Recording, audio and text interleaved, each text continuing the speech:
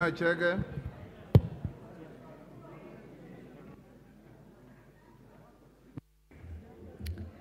Thank you, Mr. Speaker, for giving me an opportunity to speak on this.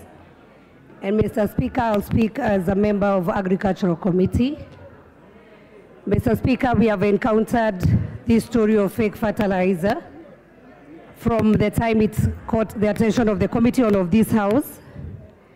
Mr. Speaker, many things have transpired and happened, and I would want just to highlight a few things that members should know. That the committee has summoned many of the mentioned people here, including the Cabinet Secretary, some of the business people. We have also gone to the ground. Last weekend we were in Kitale, and we also went to Eldoret. We've gone to Meru, Embu, and many parts of this country just to engage with the farmers.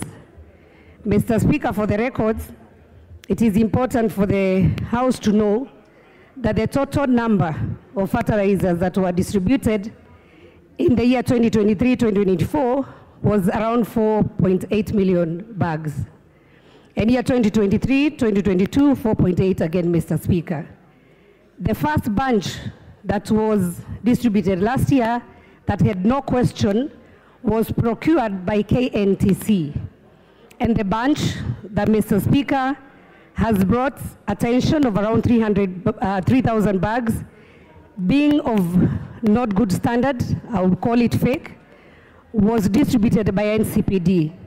Mr. Speaker, NCPD is a parastatal that is run by a CEO and is also run by a board. And Mr. Speaker, when we were following this as a committee, how, Mr. Speaker, do we get a manufacturer by name MEMS being given a contract to distribute fertilizer that he had not produced before, approaches a company called KL Chemicals and requests them to produce KL Green, and the formula given, KL Green goes to KEBS and also gets the approval. Mr. Speaker, after KL Green gets the approval, they do the first 50,000 bags that were of good qualities. And when you spoke to the farmers were happy. But later, NCPD again, Mr. Speaker, gives a contract to the same company, MEMS, that is not a manufacturer, it is just a supplier and a distributor, to distribute extra 500,000. So what happened, Mr. Speaker?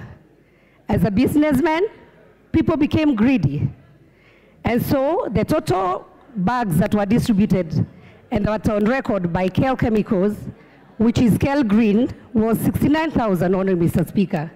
And remember, we have around 4.8 million bags that has been distributed in this republic. And so, Mr. Speaker, I would like this House to ask itself, who is guilty? Mr. Speaker, we may be a bit emotional. We may be upset because for sure farmers are suffering, Mr. Speaker. That's the truth. It is also important for this House to know, Mr. Speaker, that there is one fertilizer, which is KL Green, that was distributed through the government program. Then there is another fertilizer, that is GPC, that was done by a different company, which approached NCPD and requested them to distribute for them, not as a government program. This is where you saw, if people followed in the media, where some soil was mixed with some manure, and it was called organic fertilizer. So we have a chain here, Mr. Speaker. We have the NCPD, which is a distributor. We have KEBS. This specific Mr. Karaoke, who is the person behind the GPC fertilizer, when he asked him what he was supplying, he ashamedly told the committee to ask KEBS what he was supplying. So even himself, he didn't know what he was supplying to our farmers. Remember, this was not part of the government program.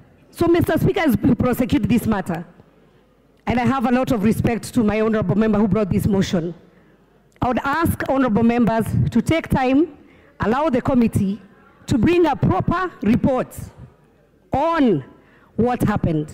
Because, Mr. Speaker, we have crooks as businessmen. These people should be named in this house, they should be shamed, and they should also be jailed, Mr. Speaker, for taking advantage of innocent farmers. Mr. Speaker, and I know many people here, they'll say, maybe the CS is arrogant, he's uncouth, he's not even qualified. It's neither here nor there, Mr. Speaker, because we pass the same CS here. But the question is, who gave our farmers fake fertilizer? Who gave? That's what I am not saying who gave, but the thing is there is cabs. You allow me, Mr. Speaker. The NCPD, which is a government parastatal, Mr. Speaker, has a full board. It has a CEO. Does Linturi procure on behalf of NCPD? That's the question. Mr. Speaker, what is the role of the board of NCPD? What happens, and Mr. Speaker, I hope this House also can come out with a conclusive, finding, so that even NCPD as a distributor of fertilizer, they are able to monitor what comes into their stores. Because there's also a company, Mr. Speaker, that should interest this House, that was given a license by KEBS to have the mark, and they are the ones who make the bags. So do we control who takes those bags or not? And I want to give an example of famous, you say Kimbo.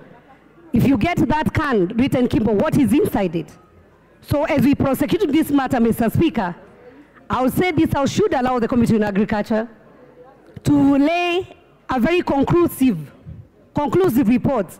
We have been with the farmers, we have talked to these people, and Mr. Speaker, the truth shall come out.